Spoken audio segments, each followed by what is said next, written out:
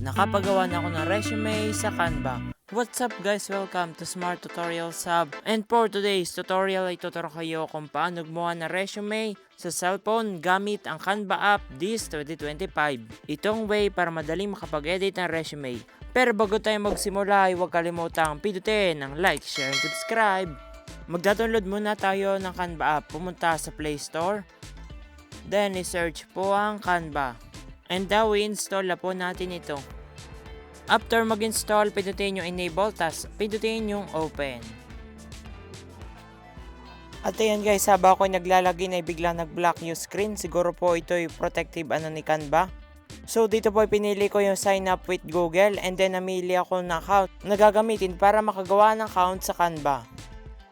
After ko po pumili ay naglo-loading po ito. Magantay na lang second. And then dito po sa Canva, pa-search po natin ang professional resume. At ayan, maghanap po dito ng resume na template na maganda, maayos, at mukhang professional. Ari pong kulay brown ang pinili ko, so tinap ko po ito.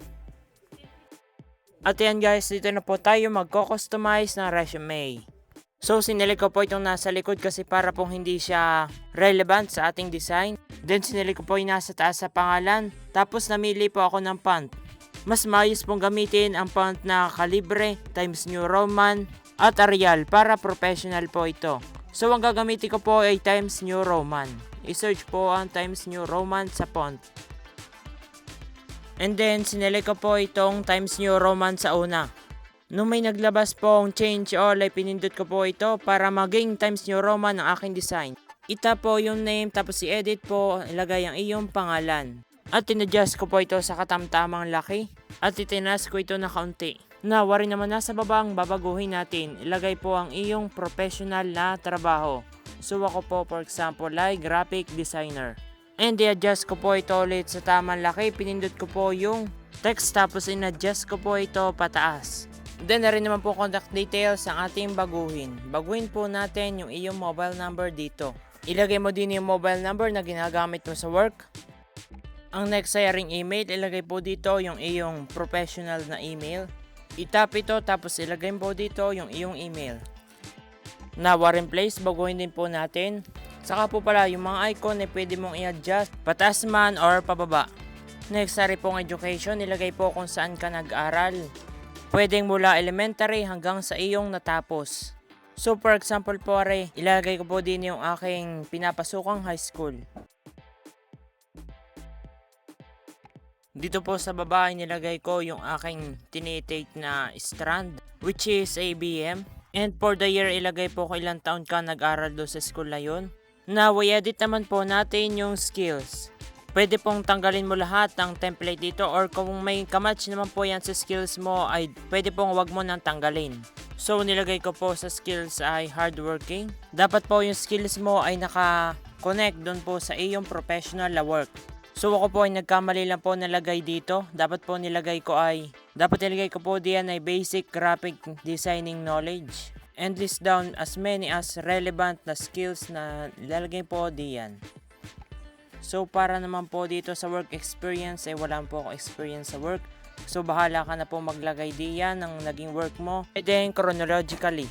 So edit naman po natin na ring profile picture. Pindutin po yung replace. And tap allow. Then piliin po yung iyong picture na naka-professional attire. May video po ako tungkol diyan at pwede pong panoodin kung paano mag-edit ng professional attire. Link in the description box below. Itap yung picture, then yan. And for the rest of the design ay kayo na po bahala maglagay yung professional summary at yung work experiences. Sa work experiences ay make sure po na relevant yung nakalagay po diyan sa work na papasukan mo. And for dito po naisipan kong baguhin ng color nung nasa tabi. I-select ko po ito. Tapos pumili po ako ng magandang kulay. So napili ko po ay sky blue. And may napansin po akong kulang dito sa aking resume, yung character reference. So, i-adjust ko po sa taas lahat ng design dahil may lalagay po tayo sa babang character reference. Para makapaglagay, itapan text, tapos ilagay po yung add the subheading. And ilagay po natin ay character references. Sa character references ay ilalagay po yung name ng pwede pong i-contactin ng hiring manager kapag i-check yung mga information na nilagay mo sa resume. Ilagay po yung name, yung kanyang profession at yung kanyang contact number or yung pwede din pong email. Now ay adjust ko po ito sa baba. Medyo liit-liitan po ang design, nakakalakip din ng mga nasa taas na design. Then doon sa nasa baba ay swipe to the left ko po ito at hinanap ko yung spacing. Babawasan ko po ito ng spacing dahil masyado pong madami. And you can add many references po diyan. So yan naman pong references ay for example ko lamang. Ngunit paalala po, bawal po maglagay ng kamag-anak mo diyan po sa character references. Ang next ko pong gagawin, papinalize ko na po lahat ng design. Pagagandahin, ipapolish. At titingnan po kung may mali sa spelling. Ready to export na to, pindutin po yung export na button. Then, pindutin po yung download. Pwede po siyang i-download through PNG or PDF or both. So, ako po ay sa PDF. Then, tap download. Disclaimer lang po, my resume is not the best resume. So, I suggest na gawing relevant ang design at lagyan ito ng creativity. At yan, nag-download na po siya guys. And dari po ang dapat iwasan kapag gagawa ng resume.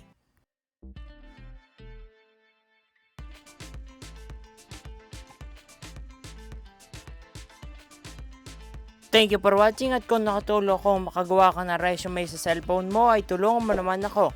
Pindutin mo ang like, share, and subscribe at panoorin ang next tutorial. Thank you!